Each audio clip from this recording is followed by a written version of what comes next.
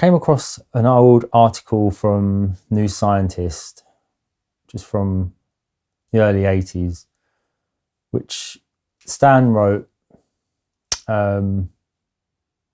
in defense of his own argument about the brain, and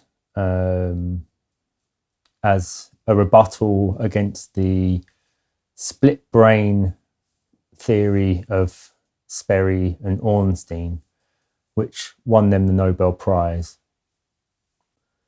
So I'm going to read from this article and have some visuals over the top to sort of help illustrate it, plus some stuff that was in the article anyway. So it's entitled Right Brain, Left Brain. In the past 10 years, a view of the overall functioning of the human brain has become firmly established in both orthodox and unorthodox psychology. This view states that the left dominant hemisphere of the brain, which governs the right side of the body, is concerned with logical, mathematical, and scientific thought and verbal analysis, while the right minor hemisphere, which governs the left side of the body, is concerned with all forms of artistic creativity, spatial and intuitive thinking, and entirely lacks the ability to express itself verbally. Many advocates of this view go so far as to label the two hemispheres as masculine conscious and feminine mysterious, respectively, and believe they underpin the widespread dualisms universally found in human thought and culture. These are expressed variously as yin-yang, male-female, logic-magic, light-dark, conscious-unconscious, east-west, and so on.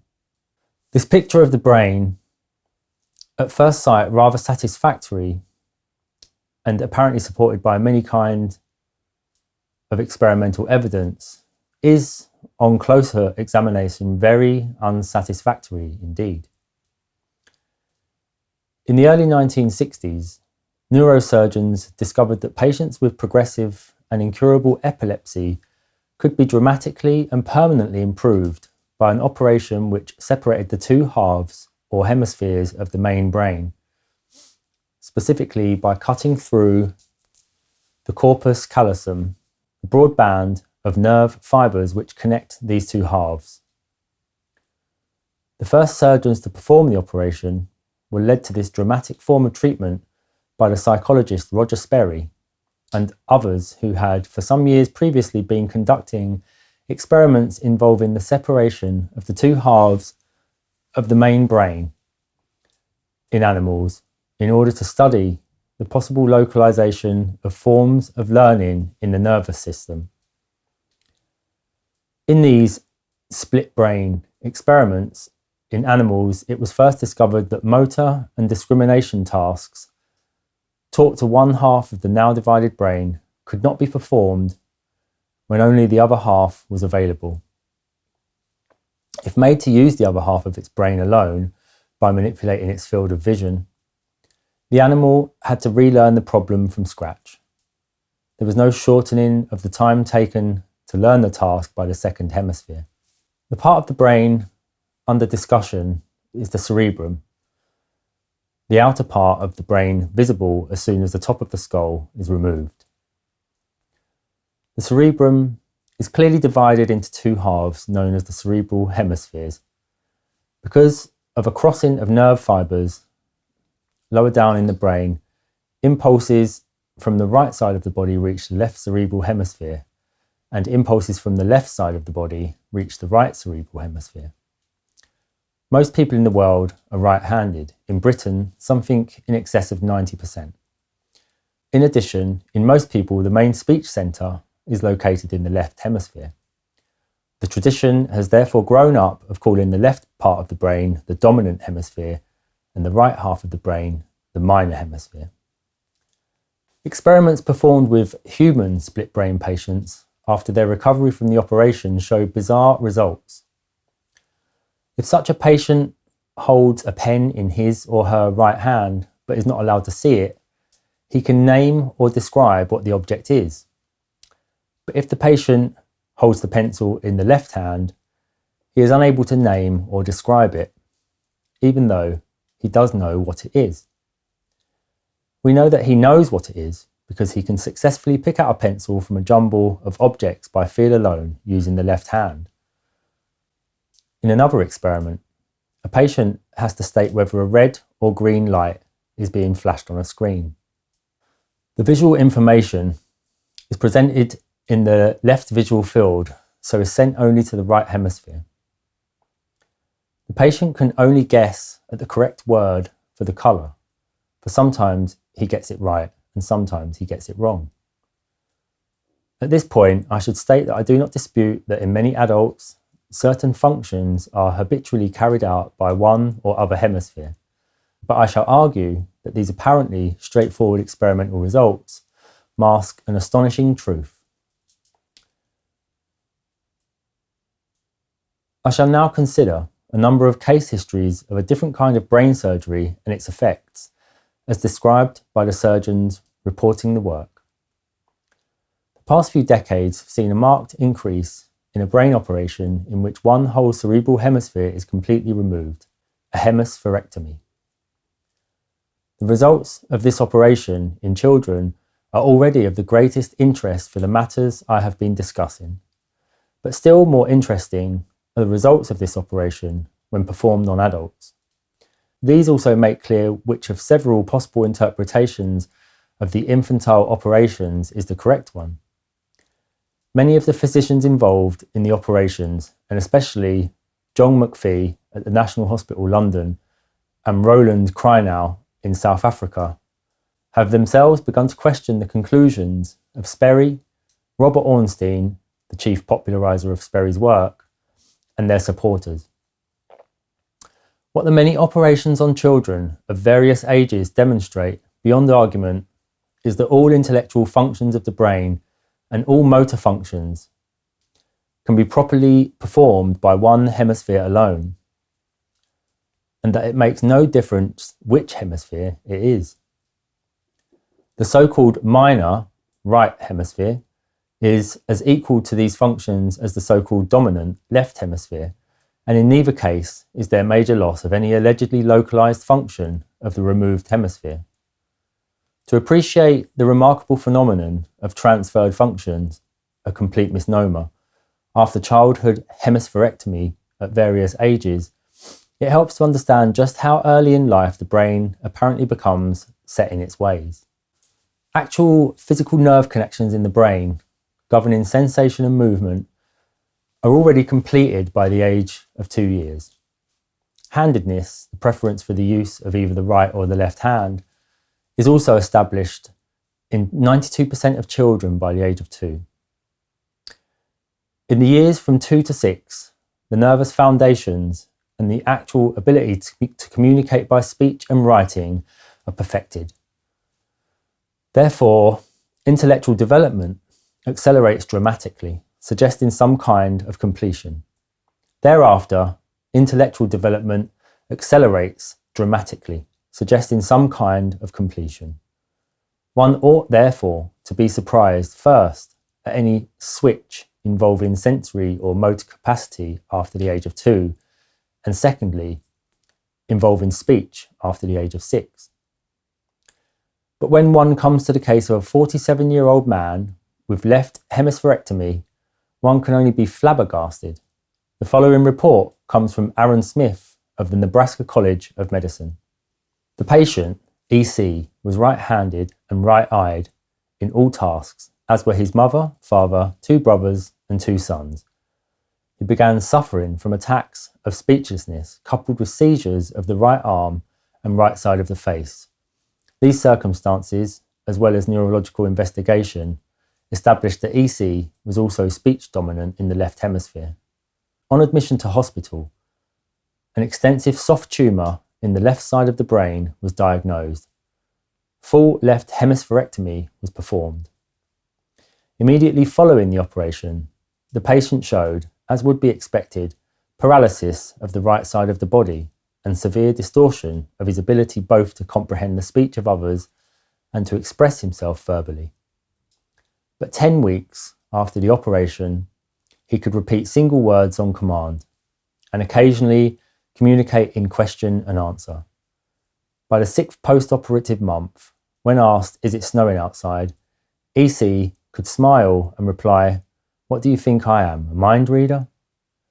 More strikingly still, in the 5th post-operative month, EC displayed sudden recall of entire old familiar songs such as "My Country 'Tis of Thee," "Home on the Range," and church hymns.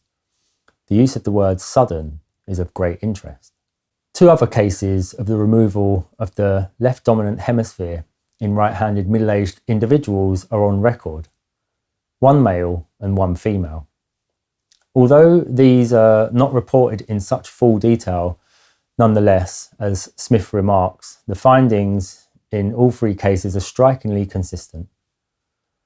Added to these, there is the case of a dominant hemispherectomy on a right-handed 14-year-old boy who, from a developmental point of view, must also be considered an adult. He too showed severe losses in speech and thinking at first, but in the next 2 years recovered all the lost ground. No switch in hemisphere dominance. It is a deep-rooted belief in the dominance of the left cerebral hemisphere that has led to extreme reluctance to perform left hemispherectomies in adults. Actually, only 4 have taken place, as opposed to the relatively frequent operation for right hemispherectomy. Yet, these few adult left hemispherectomies, all successful, not only give lie to the beliefs that one hemisphere is dominant. Is it at all likely that these 4 operations should have involved 4 totally exceptional individuals? But allow confident interpretation of the data from the many left hemispherectomies in children. After those operations, all the children's mental functions are controlled by the right minor hemisphere. In view of the adult operations, it is clear no switch in hemisphere dominance occurs in operated children by reasons of some kind of plasticity in the infant brain. The simple fact of the matter is that both hemispheres always contain both sets of functions. Let me say it again. Both hemispheres always contain both sets of functions. There is no transfer of function after hemispherectomy, either in children or adults, only an enabling of functions already present. Some further surgical data show just how true this statement is. McPhee first stated obliquely, transfer is perhaps not the best definition for acquisition of a function by an area of cortex following excision of the area previously exercising that function. Subsequently, he gives his meaning and opinion emphatically. Liberated from the influence of the damaged hemisphere, the remaining hemisphere is able to function normally. Normal right and left functions are both mediated by the remaining hemisphere. There is every support for McPhee's view in a type of case often encountered. In such cases, damage has occurred to one or other hemisphere either at birth or later in life, and the condition has been left untreated or only partially treated until adult life, when finally full hemispherectomy has been undertaken. The dramatic case I now describe contains all the elements needed to clinch the case. Miss A had been born prematurely by a caesarean section. From birth onward, she suffered from persistent weakness and paralysis of the right side of the body. At the age of 9, she began to have epileptic fits every 5 to 7 days. These were accompanied by muscular spasms and spastic seizures on the right side. As a young adult, she developed an uncontrollable grin and was experiencing brief suspensions of consciousness several times a week. Interviewed before the operation, then aged 21, she had a mental age of 10 years and 4 months and an IQ of 70. This girl was unhappy, depressed, and acutely aware of her disabilities. She had no amusements, did not read, and was afraid to mix with other people. She would not go to places of entertainment, and her personal appearance meant nothing to her. She had nothing to live for. Full hemispherectomy of the left dominant hemisphere was performed. Although she had previously shown no language impairment, it is still remarkable that on the day following the operation, Miss A was already speaking normally. The results of standardised psychological tests for this patient are unavailable, but the extent and rapidity of Miss A's post-operative improvement was described at the South African Medical Congress as nothing short of miraculous. 5 months after the operation, Miss A had regained much use of her previously incapacitated right limbs, even though the left dominant hemisphere had been removed. She now had an active social life and was reading newspapers and books for pleasure, and had developed a lively interest in the cinema, in clothes, and in her appearance.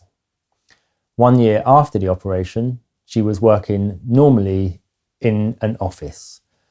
No further fits or seizures of any kind had occurred. Several other surgeons confirm that greater improvement results from complete hemispherectomy than from any partial removal of a damaged hemisphere, even if the remaining cortex appears normal. So consistent is this finding that one French review article concludes, "We must abandon localized intervention in these cases. We must follow the Anglo-Saxon example of preference for complete hemispherectomy." The main conclusion to be drawn from the hemispherectomy data is that both hemispheres of the cerebrum possess all mental and physical functions at all ages. It does seem, however, that during normal maturation, certain decisions are made by the nervous system, on what basis we do not know, to assign the regulation of certain functions to one or other hemisphere. For the majority, these decisions result in the processing of mathematical and major speech functions in the left hemisphere and spatial and artistic functions in the right. In this sense only can I agree with Sperry and Ornstein. Nevertheless, it is clear that the lesser hemisphere does not give up its potential control of any function currently assigned to the other hemisphere. When later circumstances warrant, the lesser hemisphere can turn on all habitual functions of the other hemisphere, including mathematical abilities. So, how can this shed light on the behaviour of the split-brained animal and the split-brained human being in whom the two cerebral hemispheres have been cut off from one another? I shall have to apologise for talking about a very complex situation in very broad and simple terms. This simplification is necessary to get the essential point across.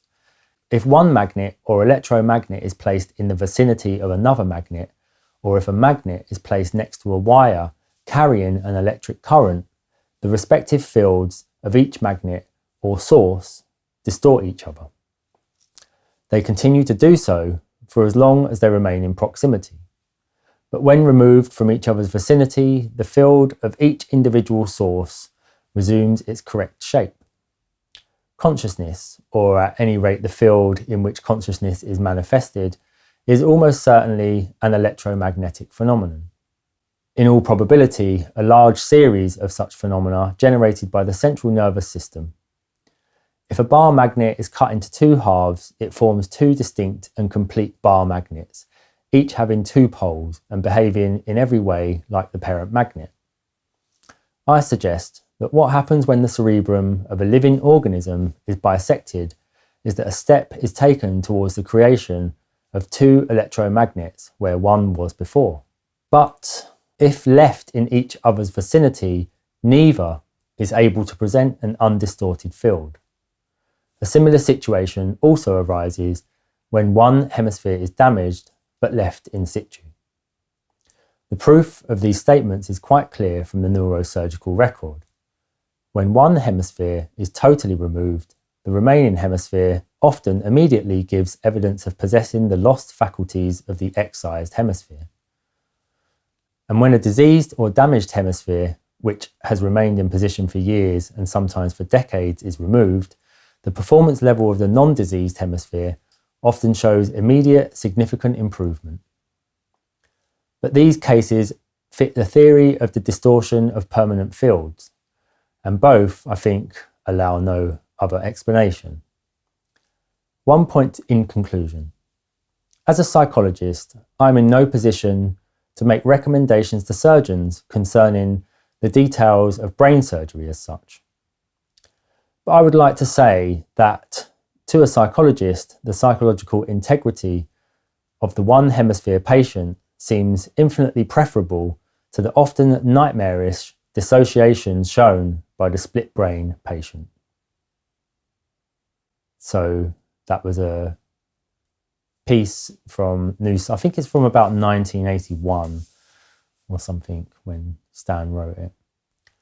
He was definitely an original thinker who was able to put a new spin on something or to give you new takes on an old problem that make a lot more sense than the